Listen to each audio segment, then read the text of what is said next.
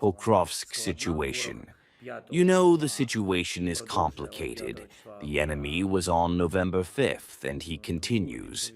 But on November 5th, there were assault operations with the involvement of equipment. He lost equipment, but the number one goal for the enemy is to occupy Pokrovsk as soon as possible. This goal remains. Are there any real chances now that the United States will agree to give us Tomahawk missiles? How do you assess the likelihood of a positive decision? Well, as I said, we are working on this issue with our partners. First of all, with the United States of America.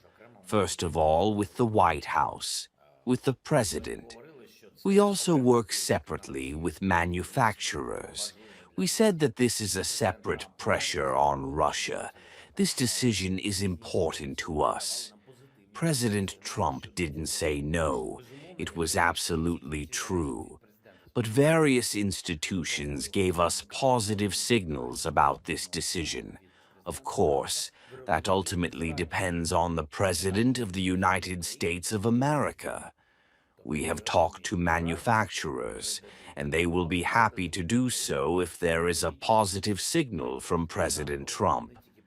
This is how they view Ukraine and Russia. You know, they will be happy to give us or sell us the relevant systems.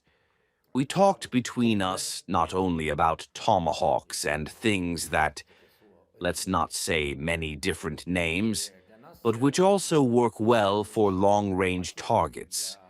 That is, we are interested in a set of different ones, if I may use the word, different services.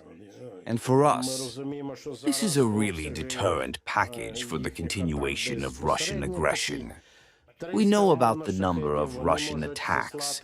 We understand that the current volume of their attacks is somewhere in the middle, 300 Shahed drones, but they can send 500 or more. We understand that they are gathering, preparing for attacks. We realize that the winter will be difficult. President Trump, European leaders have already imposed sanctions. The EU has imposed the 19th package of sanctions. And this is very good, because they are preparing, in my opinion, a very powerful 20th package, and we will see how the White House's sanctions will work. And I think the impact on the Russian economy will be very serious. So I think that things like Tomahawks and other long-range weapons, Storm Shadow, Scalp, and other weapons, including those from the United States, plus sanctions imposed by the White House, etc. All of this can put pressure on Putin and make him want to talk and communicate. But I don't know what the winter will be like. Viktor Orban is meeting with Trump tonight. Even before the meeting, he said that a Putin-Trump meeting was possible in the coming days. My question to you here is, do you have a direct view of an opportunity for diplomacy in the near future, given the situation on the ground and the intelligence data? In general, what do you expect from the meeting? Do you really expect Trump to put pressure on Orban and explain to Orban why he should not block us in the EU? If I may, I'll answer first. As for the meeting between President Trump and Prime Minister Orban, I can only imagine the issues related to Ukraine that will be discussed. But we really don't know the bilateral relations of these countries.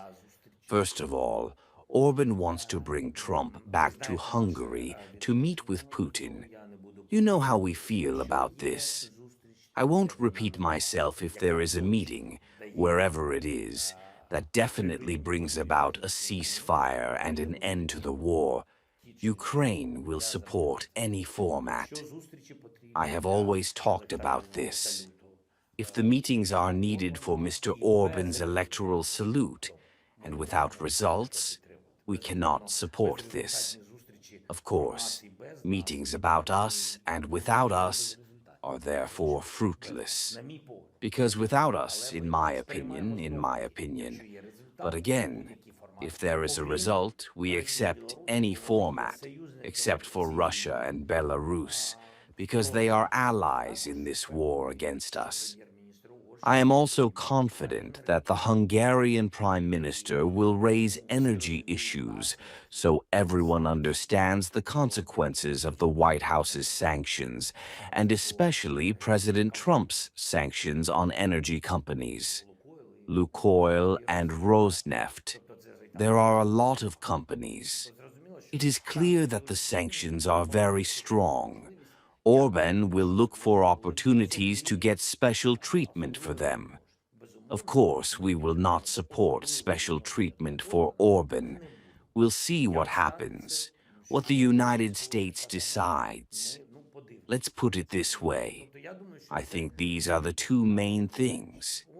He will tell him that Putin wants to end the war, because the Prime Minister's rhetoric is no different from Russia's.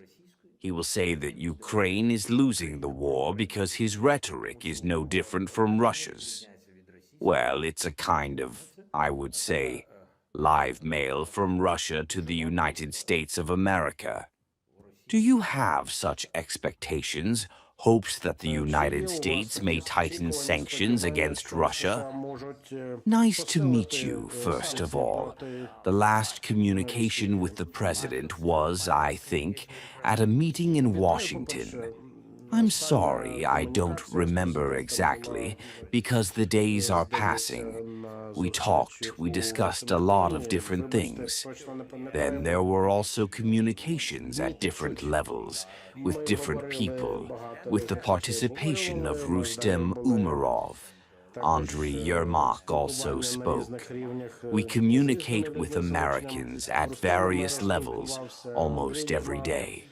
But if we are talking about sanctions, we are already thanking the president for this sanctions package. Let's see how it works. I think the package is very powerful. I think we will see some signals from the Russians, probably through the Hungarian Prime Minister. I think that Russia will try to pretend that the sanctions have no effect. But in fact, this is the biggest and most important sign of effectiveness. If they say it doesn't work, it definitely does. And if we take the issue of Lukoil and their companies and production facilities, you know that there are several Lukoil production sites in Europe, in some European countries, which are actually very much pro-Ukrainian countries, but nevertheless, Lukoil has production there.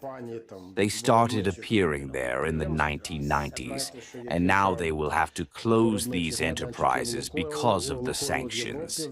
In any case, banking operations will cease, and we understand the weight of these sanctions. They will strike harder. And these are only the first steps, the first consequences. They will create difficulties for the Russians. I think Russia, excuse me, please. I think Russia, with this story about Pokrovsk, you know what it will do as constantly as possible? It is very afraid of strong decisions being made by the United States if there is no success on the battlefield. That's why it's very important for Russia to do everything it can to actually capture Pokrovsk in any format and show success on the battlefield. Do we believe that Trump can influence the Hungarian Prime Minister to stop blocking Ukraine's European integration? Should we expect that Trump will be able to influence Orban to stop Hungary from buying Russian oil? Thank you. You are asking two questions that Orban came with, mostly, so that they can somehow solve them so that their oil dependence on the Russian Federation does not suffer. I am sure that he will raise it simply as much as possible, but he must also understand our attitude to this. We cannot allow the Russians to make money on this. on energy, and even where our hands are tied because of certain contracts, obligations, etc., we will still find a way to make sure that there is no Russian oil in Europe. It is very good that the United States is interested in this. But as a country under Russian aggression, we are definitely interested in this. And Orban, who is constantly talking about issues with various players who are important to influence us. In my opinion, he should have built his election campaign not on hatred of Ukraine, but on friendship, on the fact that, look, I have a problem regarding the energy sector. Let's help me solve it. And he thinks not about people, not about solving this problem, but about himself. And he thinks that he will do it using the hate for Ukraine. He won't. Why? Because we won't. We will not allow the Russians to sell oil there. It's a matter of time, of our stand.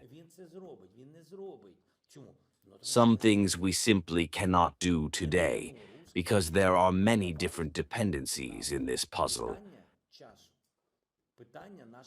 But we will still make a picture from this puzzle.